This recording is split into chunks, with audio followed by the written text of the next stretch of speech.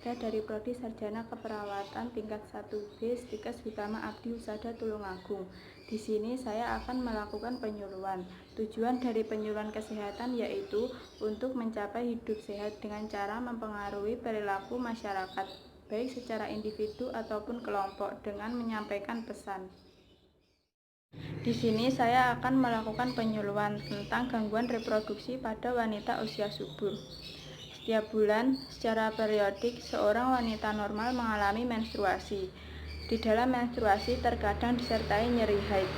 Dahulu, wanita yang menderita nyeri haid hanya bisa menyembunyikan rasa sakitnya, tanpa mengetahui apa yang harus dilakukannya dan kemana ia harus mengadu.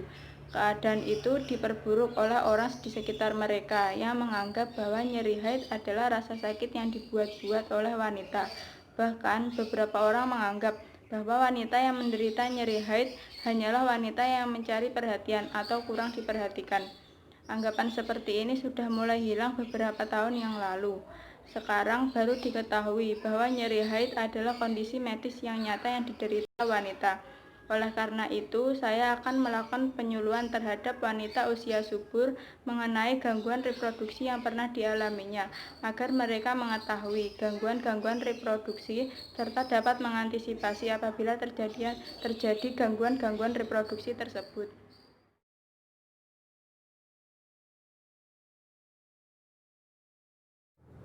Yang pertama, saya akan menjelaskan pengertian wanita usia subur. Wanita usia subur adalah wanita yang keadaan organ reproduksinya berfungsi dengan baik, antara umur 20-45 tahun. Pada wanita usia subur ini berlangsung lebih cepat daripada pria. Puncak kesuburan ada pada rentang usia 20-29 tahun. Selanjutnya, saya akan menjelaskan tentang masalah kesuburan pada wanita. Menurut Dasen 2008, beberapa hal yang dapat mengganggu kesuburan seorang wanita yaitu 1. Siklus menstruasi yang tidak teratur atau terlambat. Siklus menstruasi yang tidak teratur bisa disebabkan karena adanya gangguan kista ovarium atau penyakit lainnya, kondisi stres, kecapean, serta terganggunya keseimbangan hormon. Yang kedua, Polycystic Ovary Syndrome atau PCOS. PCOS merupakan gangguan di mana folikel atau kantung sel telur tidak berkembang dengan baik, sehingga tidak terjadi ovulasi. Wanita yang mengalami PCOS menjadi tidak subur, karena tidak ada sel telur yang matang, sehingga tidak akan terjadi pembuahan. Gejala yang timbul dari PCOS biasanya adalah siklus haid yang tidak teratur. Yang ketiga, rokok. Merokok tidak hanya akan mengganggu kesehatan, namun juga dapat menghambat dan menimbulkan masalah pada kesuburan. Dalam asap rokok terdapat lebih dari 4.000 zat racun, seperti karbon monoksida, nitrogen oksida, sianida, amonia, asetilen, benzaldehyde, metanol, nikotin, dan lain sebagainya. Pada wanita merokok dapat menyebabkan penurunan produksi sel telur sehingga dapat mengganggu kesuburan. Selanjutnya saya akan menjelaskan tentang berbagai penyakit yang menyerang organ reproduksi wanita. Yang pertama yaitu sindrom ovarium polikistik atau PCOS. PCOS adalah salah satu penyakit pada sistem reproduksi wanita yang cukup sering menyebabkan masalah kesuburan. Penyakit ini sering ditemukan pada wanita usia subur. Penyakit ini disebabkan oleh gangguan pada ovarium atau kelenjar adrenal, sehingga hormon androgen atau hormon seks laki-laki berjumlah lebih banyak dari kadar normalnya di dalam tubuh wanita. Penyakit ini rentan terjadi pada wanita yang memiliki kelainan hormon dan diabetes. Yang kedua, miom. Penyakit pada sistem reproduksi wanita lainnya adalah fibroid rahim atau miom. Miom merupakan pertumbuhan tumor jinak pada dinding otot rahim yang menyerang perempuan pada usia subur. Meski penyebab pasti miom rahim masih belum diketahui, namun terdapat dua faktor yang dapat meningkatkan resiko wanita untuk terkena penyakit ini, yaitu gangguan hormonal atau perubahan kadar hormon estrogen dan progesteron, dan faktor genetik atau keturunan. Yang ketiga, kanker pada sistem reproduksi wanita. Kanker yang menyerang organ reproduksi wanita disebut juga kanker ginekologis. Beberapa jenis kanker yang termasuk dalam kelompok kanker ginekologi adalah kanker rahim, kanker serviks, kanker ovarium, kanker vagina, dan kanker vulva.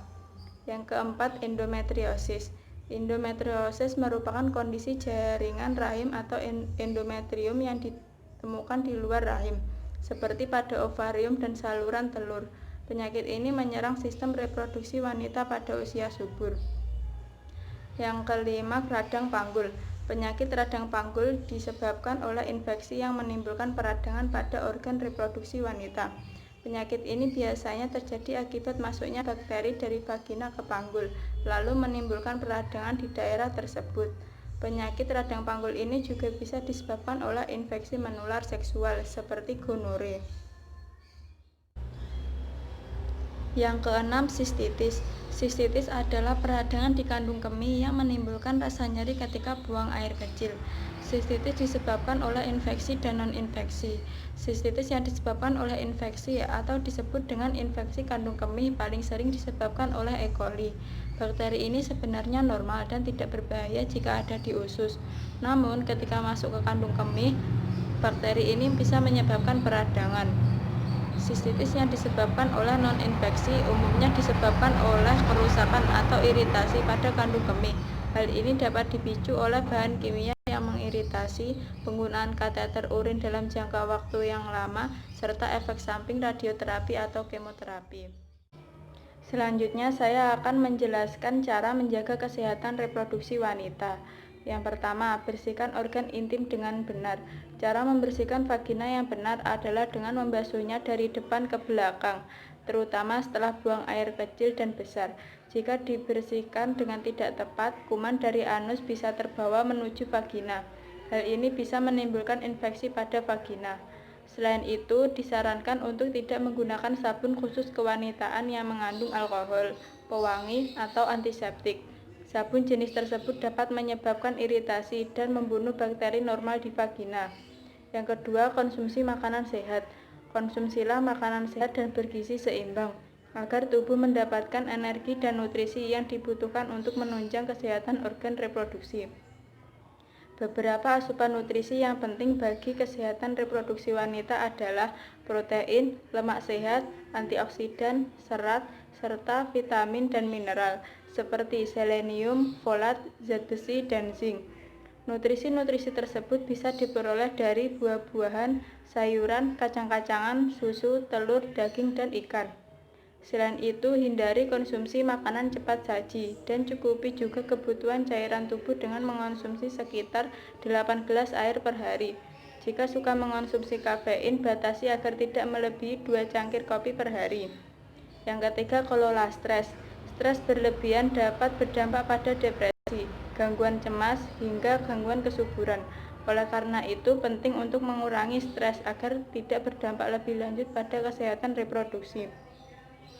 Jika sering merasa stres, coba lakukanlah relaksasi atau hal-hal yang membuat senang, misalnya jalan-jalan, olahraga, atau mencoba pijatan atau yoga. Yang keempat, jaga berat badan. Jagalah agar berat badan tetap ideal atau sesuai dengan indeks massa tubuh. Berat badan berlebih atau obesitas atau justru terlalu rendah dapat mengganggu ovulasi dan produksi hormon yang mengatur kesuburan seorang wanita. Yang kelima, lakukan kebiasaan sehat lainnya, seperti berhenti merokok. Merokok dapat mengurangi jumlah dan kualitas sel telur, serta mengganggu kesehatan rahim. Hindari minuman beralkohol. Mengonsumsi minuman beralkohol dan meningkatkan risiko gangguan ovulasi. Istirahat yang cukup. Orang dewasa baik pria maupun wanita membutuhkan waktu tidur selama 7-9 jam setiap malamnya. Hindari penggunaan obat-obatan dan suplemen, termasuk obat herbal, di luar anjuran dokter. Sekian materi penyuluhan yang bisa saya sampaikan. Apabila kurang lebihnya saya mohon maaf. Wabillahi taufiq wal hidayah. Wassalamualaikum warahmatullahi wabarakatuh.